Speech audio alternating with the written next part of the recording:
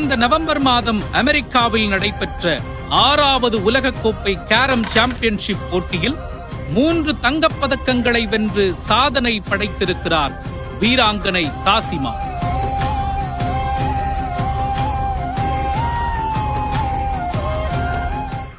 இந்த சாதனையை அவர் 17 வயதில் நிகழ்த்தி காட்டியுள்ளார்.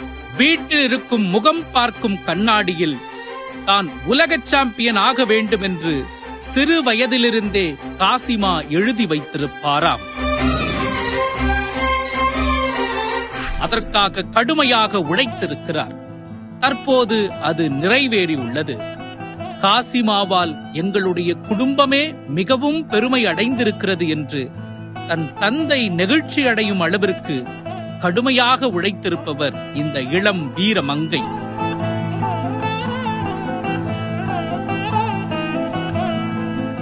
சென்னை புதுவண்ணாரப்பேட்டையைச் சேர்ந்த ஆட்டோ ஓட்டுநரின் மகளான காசிமா உலக சாம்பியன்ஷிப் போட்டியில் தங்கப் பதக்கங்கள் வென்று இந்தியாவிற்கும் தமிழ்நாட்டிற்கும் பெருமை சேர்த்ததை பாராட்டி தமிழ்நாடு அரசும் பரிசுத் தொகை, பாராட்டு சான்றிதழ் வழங்கி ஊக்கப்படுத்தி இருக்கிறது.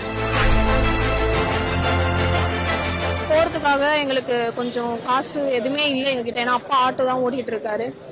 கிளப்பும் ரன் பண்ணிட்டு இருக்கோம். மாசம் ஆனா 7000 ரூபாய் கட்டிட்டு அப்படி இருக்கும்.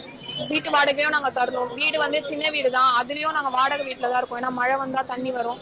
எங்க கிளப்லயும் அதே மாதிரிதான், மழை பெஞ்சா தண்ணி வரும். யாரும் விளையாட முடியாது, ரொம்ப கஷ்டமா இருக்கு.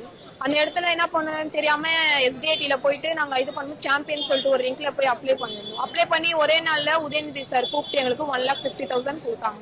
சோ அவருக்கு ரொம்ப தேங்க்யூ சொல்லிக்கிறேன்.